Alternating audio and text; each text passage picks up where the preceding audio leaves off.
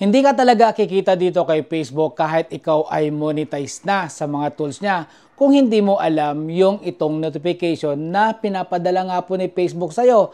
Katulad po ng nangyari dito sa ating viewers or followers na na-expired na nga po yung earnings niya sa Star dahil nga po hindi niya po nase-set up ito kanyang payout. Ayan po nakalagay, tinatanong niya po kung i-finish niya po ba yan. Kung ako sa inyo, sir, wag na po kasi nakakaya naman, baka nakaka-istorbo po sa inyo.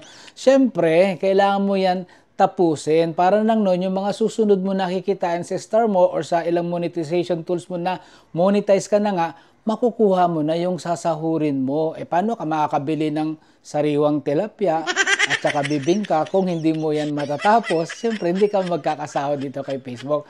Guys, baka hindi nyo lang po na-turn on yung notification sa Facebook nyo, kaya hindi nyo po napapansin na meron na po pala kayong for set up. Paano nga po ba malalaman yan? Pumunta po kayo sa inyong profile at bumaba po kayo sa settings po yan, hanapin nyo po yung dito po sa notification at i-turn on nyo po lahat yan para nang noon pasok lahat ng notification galing sa friends mo at dito rin po kay Facebook. Yan po guys, matatanggap nyo na rin po yung mga notification dun sa mga nangungutang sa inyo at nangungulit sa inyong pagmamahal na ayaw nyo bitaw-bitawan dun sa taong ayaw nyo. Tayo nyo, gawin nyo na po yan at para nang noon kayo ay sumahod dito kay Facebook. Bye!